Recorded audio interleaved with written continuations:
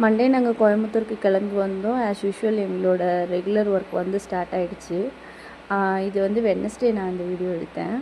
இதில் வந்து நான் ஈவினிங் ஒர்க் முடிஞ்சு வீட்டுக்கு வரக்குள்ளேயே நான் வந்து மஷ்ரூம் வாங்கிட்டு வந்துட்டேன். மஷ்ரூம் வாங்கிட்டு வந்து அது கிரேவி பண்ணி ஃபஸ்ட்டு என்னோடய பிளான் என்னென்னா சப்பாத்தி போட்டுக்கலான்ட்டு. பட் ஆனால் அதுக்கப்புறம் குழந்தைங்க வந்து பூரி கேட்டாங்கன்னு சொல்லிவிட்டு ஃபஸ்ட்டு அதுக்கான ப்ரிப்ரேஷன் எல்லாம் ஸ்டார்ட் பண்ணிட்டு வந்தோடனே நான் எப்போவுமே டீ தான் வீட்டுக்கு வந்த உடனே டீ குடிப்பேன். அது டீ குடிச்சிட்டு அப்புறமேட்டு மஷ்ரூம்ஸ் எல்லாம் கட் பண்ணி கிரேவி நல்லா செஞ்சு விட்டு இதில் ஒன்றும் இல்லை, வெங்காயம் தக்காளி எல்லாம் போட்டு நல்லா ஃப்ரை பண்ணிட்டு இஞ்சி பூண்டு பேஸ்ட்டு எல்லாத்தையும் நான் ஒட்டுக்கா மிக்ஸ் பண்ணிடுவேன்.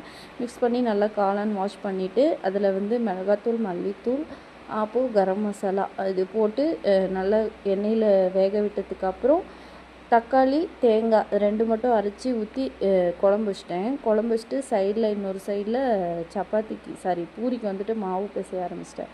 மாவு பிசைஞ்சு தேய்ச்சிக்கிட்டு ஃபுல்லாக எத்தனை ஆளுக்கு எத்தனை வரும் அப்படின்னு சொல்லிட்டு பூரியெல்லாம் தேய்ச்சி அதை தனியாக ஒன் சைடு வச்சுட்டு அதுக்கப்புறம் பூரி போட்டுட்டு அந்த கிரேவி வச்சு நைட்டுக்கு வந்து டின்னருக்கு அதை செஞ்சு நான் சாப்பிட்டுட்டேன்.